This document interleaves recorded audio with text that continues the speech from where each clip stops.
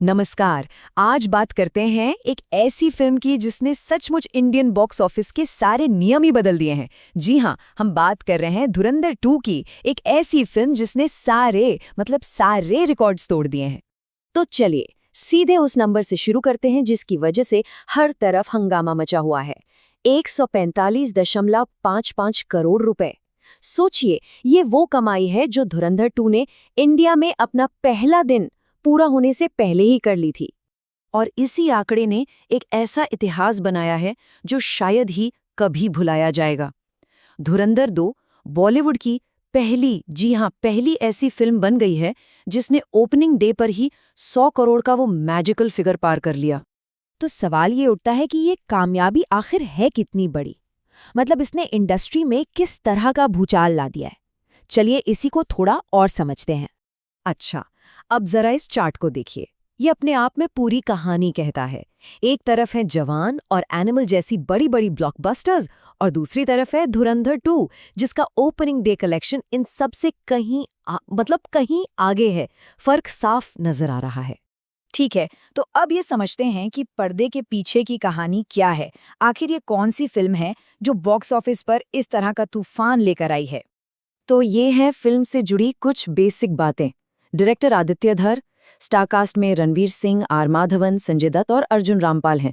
लेकिन यहाँ दो चीजें हैं जो गौर करने वाली हैं।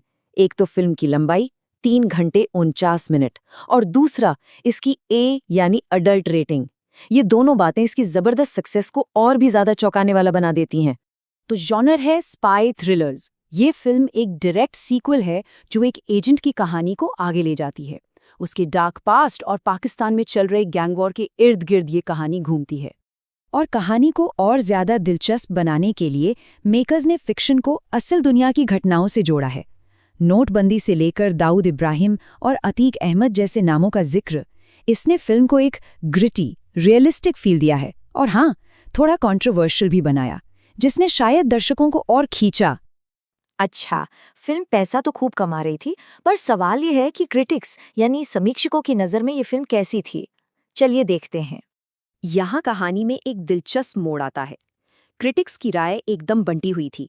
एक तरफ रणवीर सिंह की एक्टिंग की जबरदस्त तारीफ हुई, विजुअल्स, म्यूजिक, एक्शन सीक्वेंस सब टॉप नॉच बताया गया। लेकिन दूसरी तरफ फिल्म की जरूरत से ज्यादा लंबाई, कुछ हिस्सों में प्रिडिक्टेबल कहानी और पहली फिल्म के विलन जैसा इम्पैक्ट न होने की बातें भी कही गईं। लेकिन एक चीज जिस पर लगभग सब सहमत थे वो थी रणवीर सिंह की परफॉर्मेंस। इसे मास्टर क्लास तक कहा गया। मतलब साफ है, फिल्म की सबसे बड़ी जान उसकी लीड परफॉर्मेंस ही थी।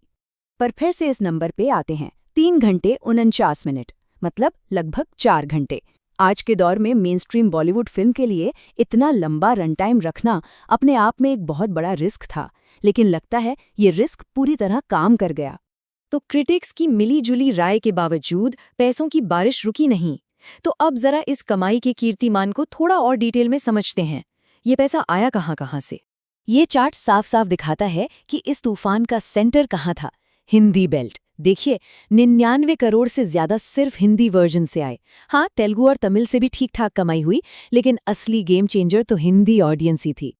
तो ये जो टोटल 145.55 करोड़ का नेट कलेक्शन है, वो बना कैसे?